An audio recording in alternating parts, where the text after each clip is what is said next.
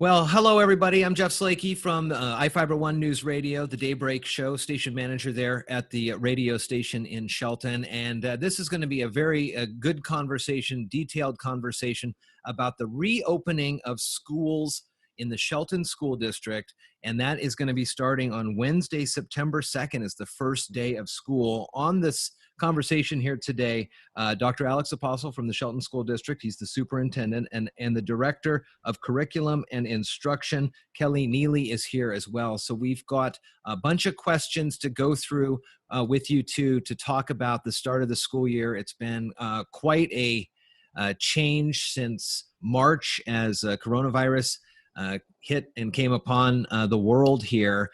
Shelton School District quickly had to, along with all the others, make these quick changes to get these kids into a out of classroom learning capabilities here. So let's just quickly go back and talk about what we think about the end of this past school year, what you saw there, Alex, and what you're going to be able to work towards to make it a better experience for teachers, staff, and parents for the upcoming school year. You bet, Jeff. And first of all, thank you very much for allowing us to have this conversation, which I think is very important to clarify any questions that our community may have, parents, of course, included. There is no question that last spring was a very challenging and difficult year for our staff and for our parents and for our kids. There was no question. We had to transition quickly in roughly 30 days to transform an educational system that's been around for over 100 years. So, I have to give our staff tremendous credit under the circumstances. They did a terrific job. Was it perfect? No, but not many things in this world are perfect. But they gave everything they had. And I can tell you the school district did everything that we could to make sure that our students were receiving the best possible education in the spring. I think what we learned a lot in terms of what we need to maybe improve upon. And with the new emphasis on consistency through the K-12 platform, I think that's going to be very, very impacting in a very positive way for our staff, for our families, and for our students. Having something consistent, having a platform of instruction that's not going to change, that it's going to be in that state for quite some time. But it's also a situation that if things change, we will adjust. And we are going to monitor the K-12 platform very closely, almost week to week. We're going to provide professional development for our staff, not only before school starts, but throughout the year, depending on what model we're in at any given time.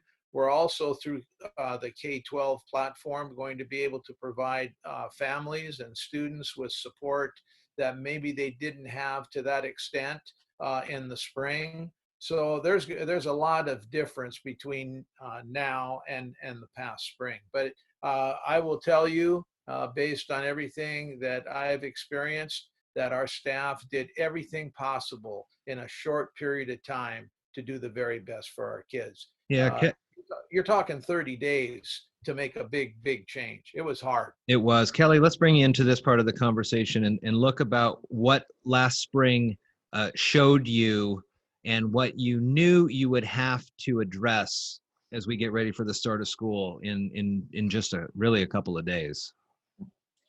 Well, a couple of things from last spring. We know that our teachers can respond quickly and are all in. So that was proven last spring. We also found out from last spring that we definitely have some pockets of folks that need extra support and extra care. And of course, we responded as quickly and as best that we could then. We were even responding with food out to the families and boxes. It wasn't just the educational pieces, but it was everything that we could find to support our families, we did. And we're continuing to do that even to this day. We did a lot for this summer. But we needed to find a much better way to be consistent across all grade levels, all schools, teacher to teacher. So for instance, we had some families that had students in different grade levels or different schools, and the expectations were a little bit different from each place. Some teachers were given a lot of assignments and some were just giving some assignments. So we really needed to tighten that up and make sure that the day was really scheduled, that the teachers, they were always open to the parents back in the spring, but now we're going to have actual set times that the parents know that they'll be able to contact someone. We also realized that parents, they aren't always there during the day. They're working. They need to be able to contact somebody in the evening. So we're making arrangements for some of that to happen as well. And then also, one of the things, and this is everywhere. Some of our folks can't get internet. They just can't. They're in dead zones. And that became pretty evident. No matter what we were trying to do, they just cannot get Wi-Fi there. So one of the things here, we've worked with PUD, we've set up a lot of different hotspots around the community, but that's not enough. And some of our folks, we found out, could get Wi-Fi, but they didn't have enough power, enough juice, enough bandwidth, whatever it is. And so we're also providing some hotspots, that sort of thing. We're reaching out to families. We found that some families prefer a certain type of communication over other types of communication. So we're working really hard to address all those specific needs, almost family by family, really, trying to figure out what they need, how we can best help. We can't do everything. We're trying, but we can't do everything. So we really are trying to meet the needs all the way around. And we also, because of all the safety protocols and everything, we're working on a way to bring in small groups that may need some special attention. Like some of our kids with special needs may need to be checking in to maybe do their physical therapy, that sort of thing. Some kids who have no internet, we might be able to bring them in small groups a little at a time, following all the safety protocols to help them get through this experience too, because they can't get online. So those, and packets, we learned a lot about packets as well, going out to families. So we're gathering a lot of information ahead of time because now we've had this time. So we have a better idea of what families need and we're responding to that. The start of the school year is Wednesday, September 2nd. So as we are just a few weeks out, what do the parents need to know or do to make sure their student is registered and ready to go in their classroom? Is it through still the Shelton School District? Do they need to make an account on the K-12 platform? How does that work? Really good question, because we've had several ask about that too. It's slightly confusing because when parents are asking about, what does it look like, we send them to that website, but we don't want them to register through that website. They're still Shelton families. They're still part of our community, our district. So as long as their students are already registered through Shelton, they've already been here, or they're registering new kindergartners or new people, your registration is taken care of. You don't need to register anything with K-12. We're doing it internally. So that answers that. If they're already here, they do nothing. They do nothing. If they're new to the district, they just need to register with Shelton School District, and we handle the rest. And I want to follow up on that too, because we've had some folks with high school kids ask questions about, well, don't I need to register them for their classes? No, you don't, because last spring we registered all the kids already. So if they're taking an algebra class and we're now using K-12, they're still getting algebra. That's still on their schedule. If they registered for foods, that's still on their schedule. So it's no different. It's all taken care of. The only thing that I am asking, and that is vitally important to us, is that the parents check in Skyward and just make sure we have their correct contact information. With the students being off site, if there is a new student that is coming into the district, are there additional pieces of paperwork that would normally have to be submitted maybe physicals for upcoming sports, which we'll talk about in a little bit. But is there any other paperwork that always has been kind of needed to go to school on campus that the parents may not have all of that ready to go, or is because they're off campus, some of that is off, if that makes any sense to me? Yeah, it makes total sense. Okay. We have some of our forms online. We also have some registration online, but my number one suggestion for that is to email the school principal, because the secretaries and everybody who do that are just starting to come back. The school principals' names are all listed under the Q&As on our website. It's probably the easiest way to find it. But email just to make sure that you're following the process, because we're really aware that not everybody has internet, not everybody can fill out the online forms. And then there are certain things that they need to bring in. So we're doing those by appointment only. So that's why you need to contact the schools. What's a typical classroom day going to look like for K through 5, 5 through 8, and 9 through 12? So K through 8, they're basically the same. Okay. We're offering the 4 core subjects. So there's math, language arts, social studies, and science. Plus they'll have a dip of PE in there. It won't be the full PE, obviously. They're not in school, but it will be some PE with that. And so the day will be set up. The kids will have a schedule. The teachers have set schedules. We all have to do that across the state. So we have to account for all of this. So a kiddo might get up and they will have their reading first, and then their math, and then their science, and then their social studies, whatever order that they're in. They will have that on their agenda when they open up the K-12 platform. So they have a schedule and everything. On that schedule, some of this is flexible and some of it is not. So if a teacher is doing a live lesson, that will be posted, and what time that is happening will be posted. The flexible part about that is, that's not flexible, but the flexible part is the teacher will be recording that lesson and posting it so the kids can watch it later in the day if they need to, or at night if they need to with parents. They'll be able to watch it at a different time. It's great to be live because you can ask questions while it's happening. But if you can't, like let's say you have 3 kids or 4 kids and it's killing your bandwidth to be on there all at the same time, you can go later and watch that. Then there are assignments that are attached to that. So the kiddos can do that anytime, just like you would, if you have homework or whatever, they can do that anytime. We're also building in breaks and lunch, all of that. At home though, that's our suggested schedule. At home, we know stuff comes up. So if you have to move things around and go back in and watch the recorded lessons and do it later, totally okay. But we will provide a schedule. The teachers will be on an actual schedule as well. And then, like I said, they'll have office hours for the parents to be able to call in or kids to get help in certain areas. That's K-8. Then, and all of those courses are through the K-12 online platform. In middle school and junior high, they're going to build in some interventions for certain kids who need extra support. At the elementary, we're also doing that, but it might look slightly different. It might be attached to the class time, or it might be later. What we're not going to do, we're trying really hard not to do this, is overwhelm the kids with too much.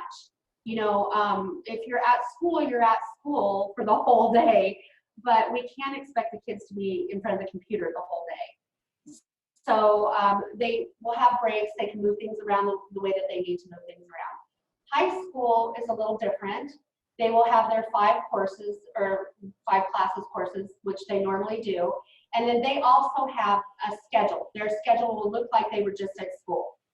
They'll try to follow it the best they can, but again, those lessons will be recorded. So if they need to view it at a different time, or they were in the live lesson and missed something and want to go back and watch it again, they totally can. So, and then we're also building some homeroom type times into the week so that the kids can all be on a Zoom or in a classroom meeting together and have kind of that interaction, building those relationships, that social time, so that they don't feel so isolated. And again, these instructors, these teachers, these are Shelton School District teachers that we know, that we've seen, you know, they're in the community. They're the ones that are doing the instruction. 100%. We're not using anybody from the outside at all. And even the folks who are going to do the wraparound services with the kids, some of our homeless youth, some of our kids who are just struggling, they're all known to these people. Yeah. So they'll either be, you know, like maybe the PE teacher, the librarian, or one of the educational assistants. They know all these people. So it's no stranger danger, nothing like that. Yeah. They're our people, our connections. And I actually think that that's what makes us better than just enrolling in something that's like this on your own at home. You have actually more support through the district with people you know. Alex, let's talk a little bit about some of the folks who may fall through the cracks throughout this school year. We've talked about the homeless youth, and you and I have talked about this over the years on the numbers of kids that don't have means, or perhaps are couch surfing on a daily basis. Then there's also the folks, as mentioned, who may have multiple kids, but one laptop. So we can talk about the Chromebooks in a second. And then other folks who may either be on the spectrum and have a limited learning capabilities in certain aspects, especially in an online setting.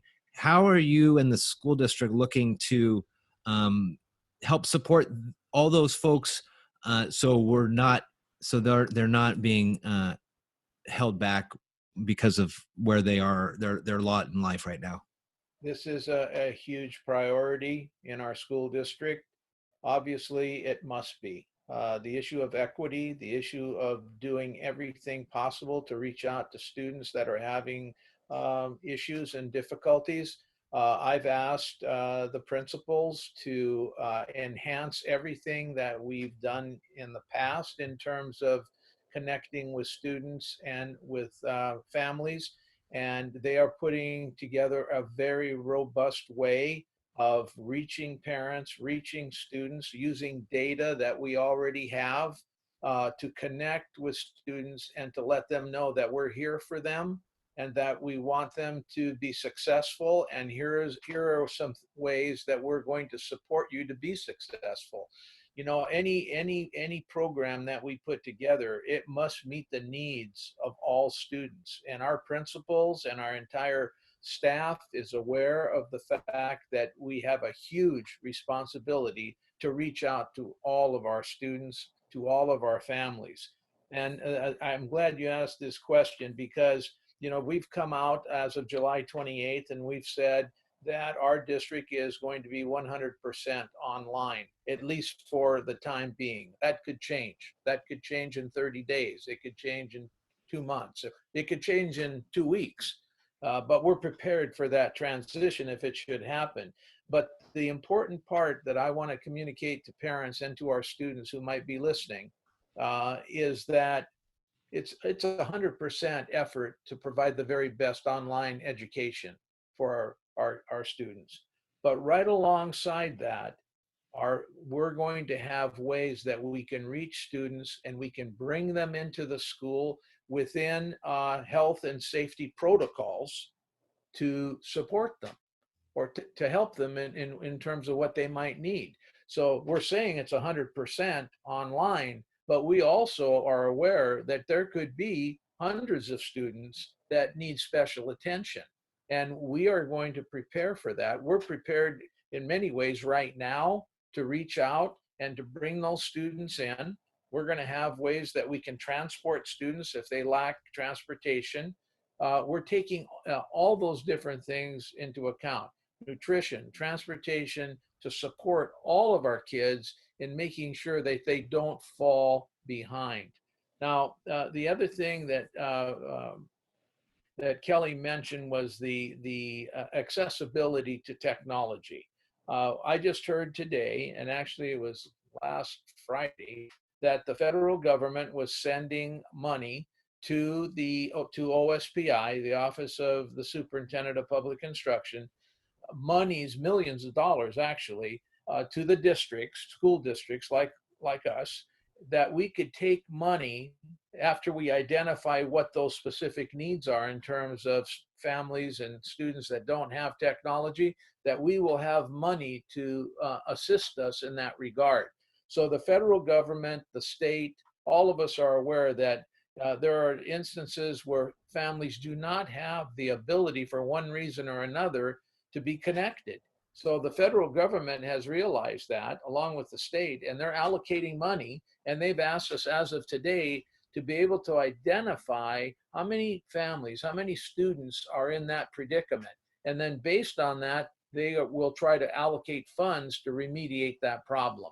So this is everybody coming together to make sure that all of our kids have a chance, an equal chance to be successful. And so everybody's working together to make that happen. When you talk about the equity portions of these two, another key aspect of this, and I know you implemented it when everybody was to be at home over the spring and then lasted through the summer, but the meals as well. This has been a big time thing over the years for students to not only receive lunch but also breakfast, and at times, these are perhaps some of the only meals that these kids are able to get. Is that going to continue? And how's the delivery method on that looking? Well, it's going to look, and Kelly, you can come into the picture here, but yes, nutrition, providing support in that regard for our students is extremely important as we move through this system that we're going to be implementing. But the food distribution will be, if I'm not mistaken, it'll be very similar to what we did the past 6 months, really. Kelly, do you want to comment on that? Sure. It will be very similar to what we've done. We're even working on trying to get everything together so that a family can come in and pick up the whole week's worth of food, so that they don't have to keep coming back. Of course, everything goes through the federal government, so we're trying to jump through all those hoops. But that seems to be the big thing that would really help a lot of our families, is that they didn't have to keep coming back in every day to get it. But we're having it at the same schools that we had it at before, really keeping an eye on the pockets of people. If we find a part of our community is not able to access it, then we will try to work on another system to get that food out there. But we're really, really aware that those base needs have to be met first. And, along that line, we have, and you kind of mentioned it before, we have McKinney-Vento, which is connected to our homeless families and youth, that we've got people that work through that, and our family outreach liaison. We are continuing to provide boxes of food out to these people using our community contacts and all of that. So they've got lists of kids and families that they're in constant contact with, but we are also reaching out and saying, we understand we've got the academics covered. What else do you need?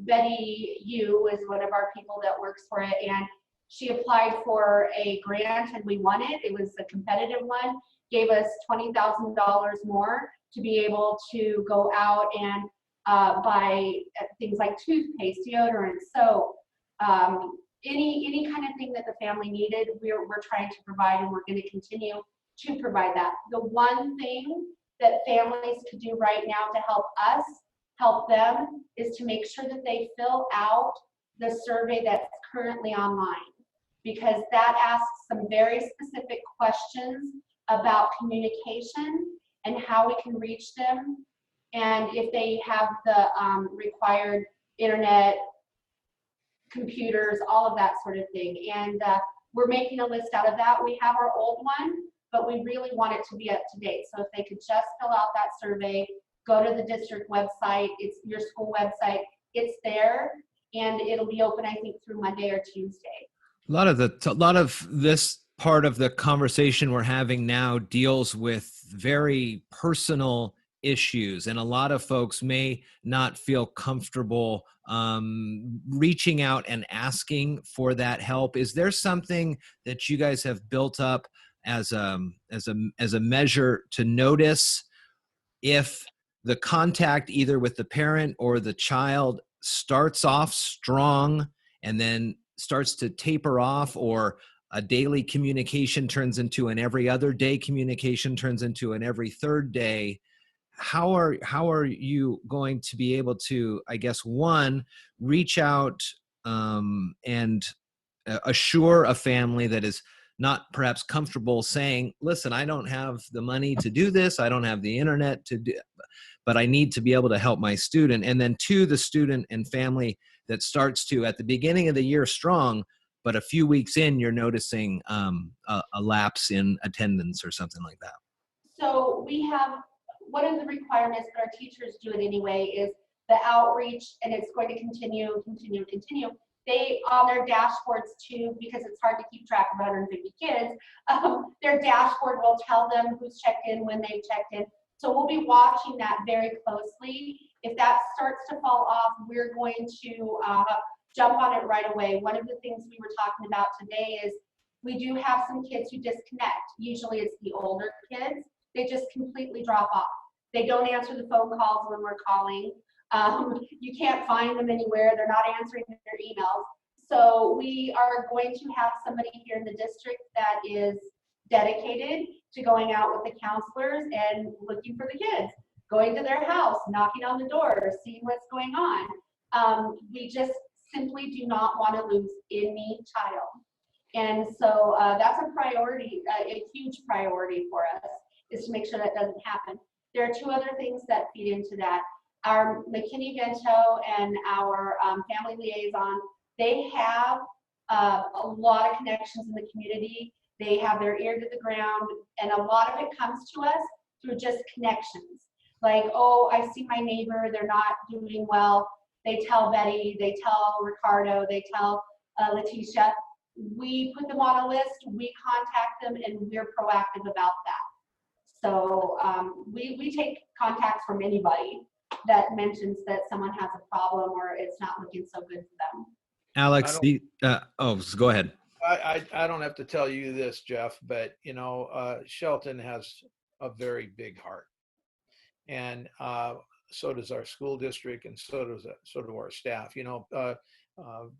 Kelly mentioned we keep our ear close to the ground and we monitor things, but we also have a big heart.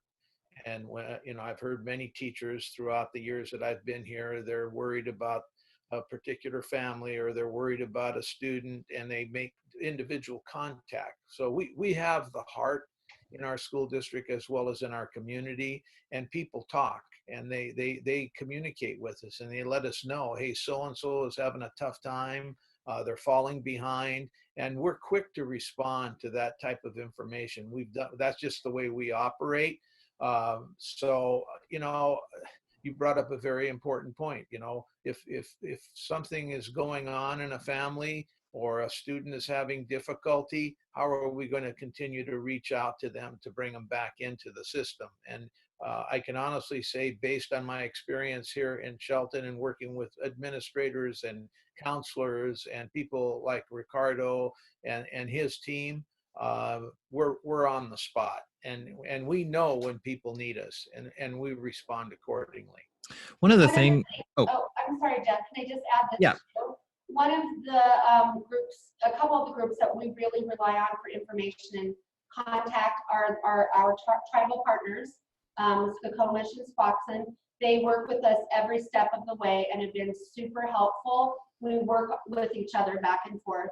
And then the other group that we have a lot of contacts within the Hispanic community. So the Guatemalan consulate, in fact, today I just got something from Mason General Health that was, they brought in a couple of doctors that speak Spanish, and they really want us to get that out to the community. So we rely on those things a lot. The churches, the activities, the groups, all of that. We have people on Rotary. We just try to reach out wherever we can get it and take all the information that we have.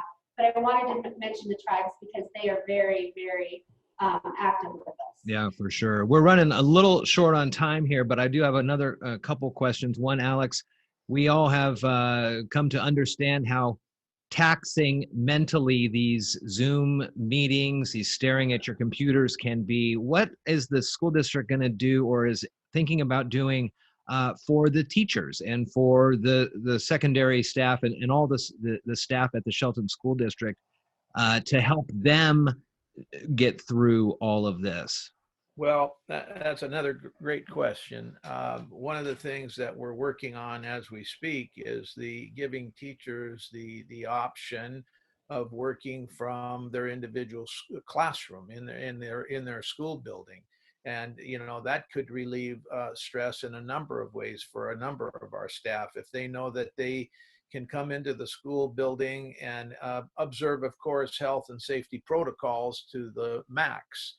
They could go into their classroom. They could wear a mask, or they might not have to if they're isolated in their classroom.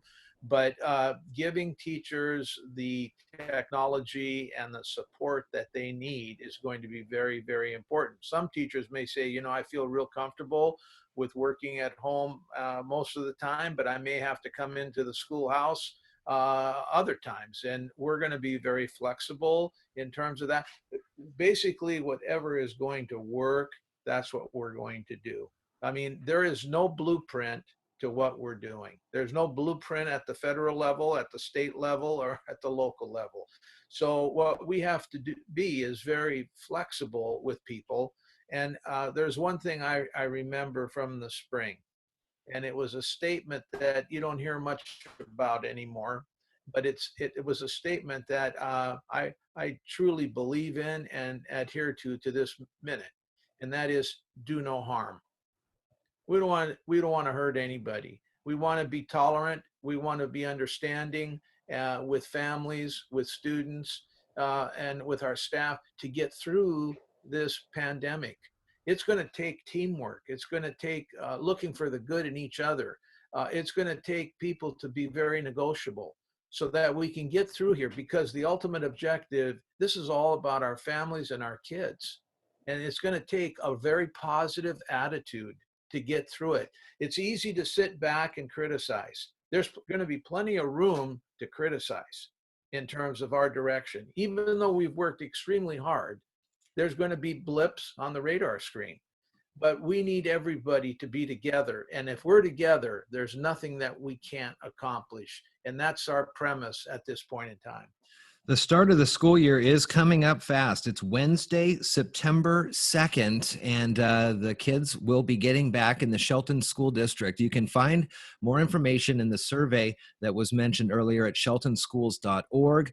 We'll put the links to that, of course, at the end of this interview here that you're able to watch. Also, too, there's plenty of opportunity for parents to get the information on the principals, which is another thing we talked about, the contact and emails for all the principals throughout the district. We'll make sure that the links are available for that one.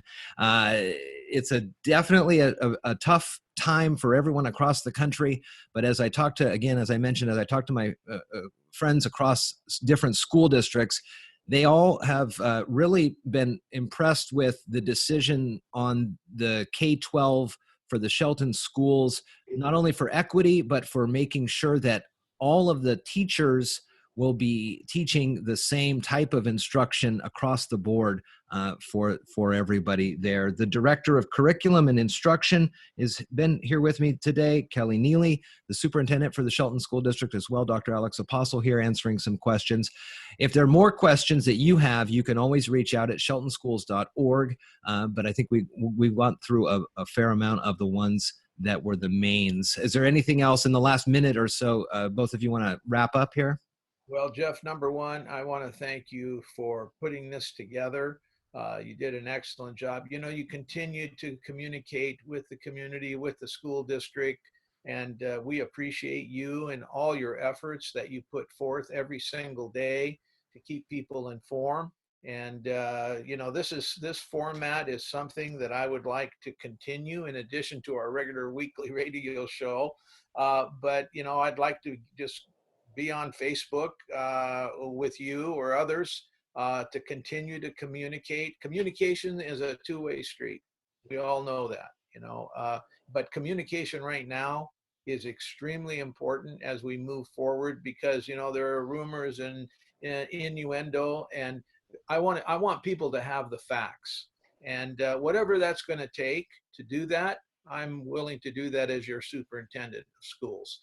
And I've got a great team to work with that will help me make that happen. Thank you, Alex, Kelly. Good to talk with you as well. You've both been working very hard from the spring up until this point now, and school starts in just a couple of weeks. Kelly Neely and Dr. Alex Apostle from the Shelton School District, thank you so much for spending some time with me. Thank you. Thank you.